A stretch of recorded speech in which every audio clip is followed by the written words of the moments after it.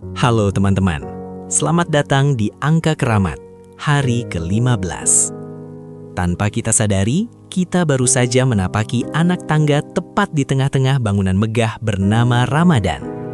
Jika ini adalah sebuah perjalanan melintasi padang pasir, kita baru saja sampai di sebuah oase, tempat di mana kita harus berhenti sejenak, melepas lelah, dan menoleh ke belakang. Coba perhatikan jejak kaki kita selama 15 hari terakhir. Apakah jejak itu lurus dan penuh dengan bekas sujud, atau justru terlihat berantakan karena kita sering mampir ke lembah kesia-siaan? Seringkali di hari ke-15 ini kita terjebak dalam dua perasaan. Ada yang merasa terlalu nyaman karena sudah terbiasa puasa sehingga ibadahnya mulai kehilangan rasa. Tapi ada juga yang merasa patah arang, sedih karena merasa 2 minggu pertama terbuang percuma karena kesibukan dunia atau kemalasan yang belum juga hilang. Teman-teman, jika kamu merasa belum maksimal, dengarkan ini baik-baik. Ramadan belum selesai. Hari ke-15 ini bukan akhir dari segalanya, melainkan pintu kesempatan kedua. Allah masih memberikan kita 15 hari lagi, jumlah yang sama persis dengan yang sudah lewat. Ini adalah waktu untuk melakukan audit batin. Jangan biarkan 15 hari ke depan menguap begitu saja seperti 15 hari yang lalu. Jika di babak pertama kita masih pemanasan, maka di babak kedua ini adalah saatnya kita menunjukkan siapa kita sebenarnya di hadapan Allah. Mari kita gunakan hari ini bukan untuk meratapi masa lalu, tapi untuk mengatur ulang strategi, menambal yang bocor, dan memastikan bahwa saat kita sampai di garis finish nanti, kita keluar sebagai pemenang yang benar-benar diampuni. Waktu tidak pernah menunggu kita siap. 15 hari sudah pergi tanpa pamit, namun 15 hari lagi masih menunggumu dengan tangan terbuka. Jangan habiskan harimu untuk menyesal, gunakan untuk menyusul. Audit target spiritual, quality over quantity. Di hari ke-15 ini, cobalah ambil rapor pribadimu. Ingat lagi, janji-janji yang kamu buat di malam pertama Ramadan. Mungkin kamu bertekad khatam 2 kali, tapi sekarang baru sampai juz 7. Mungkin kamu ingin tarawih penuh di masjid, tapi pekerjaan membuatmu sering melakukannya sendirian di rumah. Jangan jadikan rapor yang merah ini sebagai alasan untuk menyerah, tapi sebagai alat ukur untuk realitas baru. Strategi pivot, menyesuaikan kecepatan. Jika targetmu terasa terlalu berat hingga membuatmu ingin berhenti total, jangan dipaksakan. Lebih baik kamu menurunkan target kuantitas asalkan kualitasnya meningkat. Daripada memaksakan baca 1 juz dengan terburu-buru tanpa paham maknanya hanya demi mengejar target khatam, lebih baik baca setengah juz, tapi dengan tadabbur yang mendalam. Allah tidak sedang melihat seberapa cepat kamu berlari, tapi seberapa jujur usahamu untuk tetap bergerak. Mengevaluasi ruh ibadah. Tanyakan pada dirimu, dari 15 hari yang sudah lewat, berapa banyak rakaat sholatku yang benar-benar aku nikmati? Berapa banyak sedekahku yang benar-benar tulus tanpa ingin dilihat? Jika ibadahmu selama ini terasa kering dan hanya seperti menggugurkan kewajiban, gunakan sisa 15 hari ini untuk mengembalikan ruhnya. 1 sujud yang penuh tangisan syukur di sisa Ramadan ini jauh lebih berharga daripada 1000 sujud yang dilakukan dengan pikiran yang melayang ke urusan dunia. 3. Memfokuskan energi pada strong point. Setiap orang punya pintu surga yang berbeda. Ada yang dimudahkan di tilawah, ada yang di sedekah, ada yang di pelayanan pada keluarga. Jika kamu merasa gagal di satu sisi, kuatkan di sisi yang lain. Audit ini bertujuan agar kamu tahu di mana kekuatanmu, lalu gunakan kekuatan itu untuk menutup kekuranganmu di 15 hari pertama. Jangan biarkan dirimu merasa gagal secara total hanya karena satu target yang belum tercapai. Evaluasi bukan untuk menghakimi masa lalu, tapi untuk menyelamatkan masa depan. Jangan habiskan energimu untuk meratapi target yang meleset. Gunakan energimu untuk membidik sasaran yang baru dengan lebih fokus. Menambal kebocoran pahala, audit keamanan spiritual. Di titik tengah ini, coba bayangkan pahala Ramadanmu sebagai air yang kamu kumpulkan dalam sebuah ember. Selama 15 hari, kamu sudah bersusah payah mengisinya dengan sholat, puasa, dan sedekah. Tapi kenapa perasaan tenang itu belum kunjung penuh di hatimu? Jangan-jangan embermu sedang bocor. Di fase maghfirah ini, tugas kita bukan hanya menambah air, tapi menambah lubangnya. Mendeteksi lubang terbesar.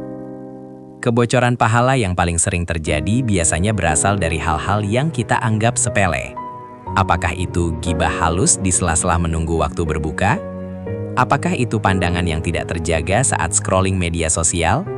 Atau mungkin sifat ria yang terselip saat kita membagikan momen ibadah ke publik? Di hari ke-15 ini, akui lubang itu. Mengakui kebocoran adalah langkah pertama untuk memperbaikinya. Jangan sampai kamu sampai di hari ke-30 dengan ember yang kosong melompong.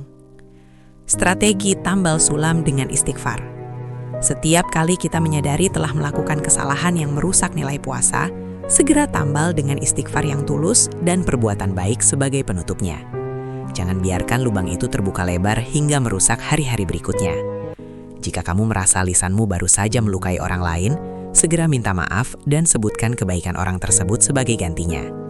Ingat, sisa 15 hari ini adalah waktu untuk memperketat penjagaan pantai pahalamu. Memutus rantai toksik di pertengahan jalan.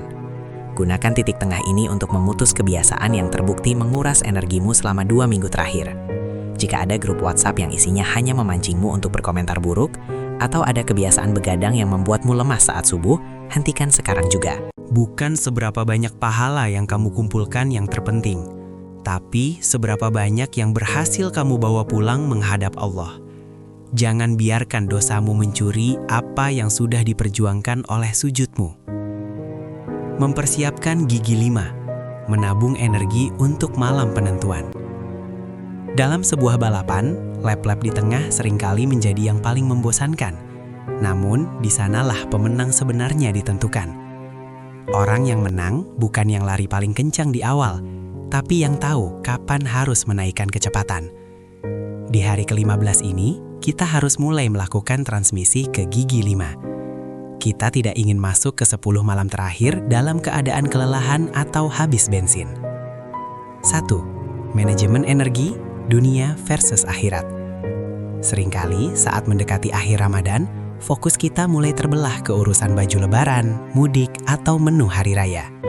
Di hari ke-15 ini, mari kita buat kesepakatan dengan diri sendiri. Selesaikan urusan dunia lebih awal. Jika harus belanja atau mengurus persiapan teknis, lakukan sekarang atau cicil dari sekarang. Jangan biarkan energimu habis di pasar atau di jalan tepat saat pintu Lailatul Qadar mulai dibuka. Simpan cadangan baterai mentalmu untuk sujud-sujud panjang di sepertiga malam nanti. Meningkatkan dosis ibadah secara bertahap. Jangan menunggu malam ke-21 untuk mulai serius. Mulailah naikkan intensitasmu sedikit demi sedikit sejak hari ini. Jika kemarin tadaburmu hanya 15 menit, coba naikkan jadi 20 menit. Jika kemarin sedekahmu hanya saat Jumat, coba lakukan setiap hari, meski jumlahnya kecil. Ini adalah latihan agar saat malam 1000 bulan itu datang, jiwamu sudah tidak kaget lagi dengan ritme ibadah yang tinggi. Menjaga kesehatan fisik sebagai modal. Ingat, tubuhmu adalah kendaraan bagi jiwamu untuk beribadah. Pemenang Ramadan bukanlah mereka yang memulai dengan ledakan, tapi mereka yang mampu mengakhiri dengan keindahan. Jangan habiskan energimu untuk menyambut hari raya, tapi simpanlah untuk menyambut Sang Pencipta hari raya. Di hari ke-15 ini, kalian bisa mengikuti tips praktis berikut. 1. The Meet Ramadan Review.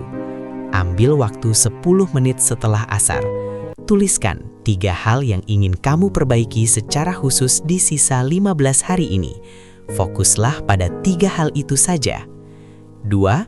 Riset niat. Ucapkan kembali niat puasamu dengan penuh kesadaran. Katakan, "Ya Allah, aku ingin menyelesaikan separuh sisanya lebih baik dari separuh awalnya. Tolonglah aku." 3.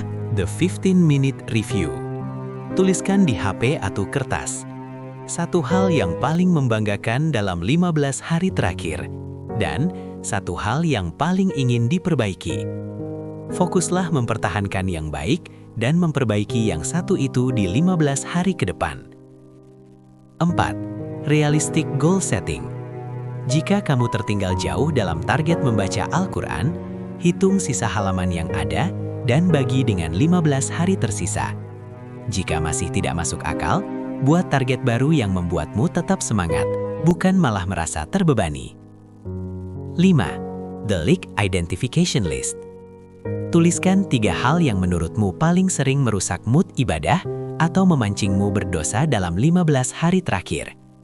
Berjanjilah untuk memasang pagar lebih tinggi khusus untuk 3 hal tersebut mulai hari ini.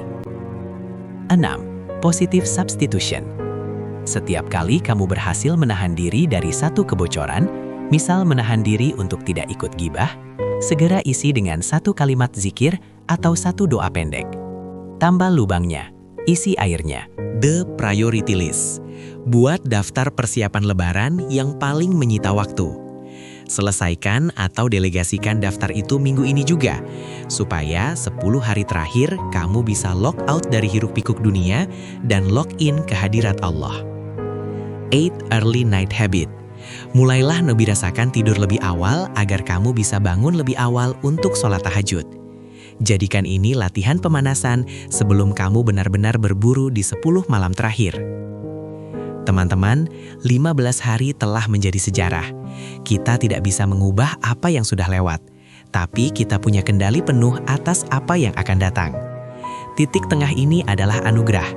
Allah masih memberimu nafas hari ini bukan untuk meratapi kegagalanmu di minggu lalu, tapi untuk memberimu kesempatan menjadi versi terbaikmu di minggu depan. Mari kita tarik nafas dalam, kencangkan ikat pinggang, dan luruskan niat. Perjalanan sesungguhnya baru saja dimulai.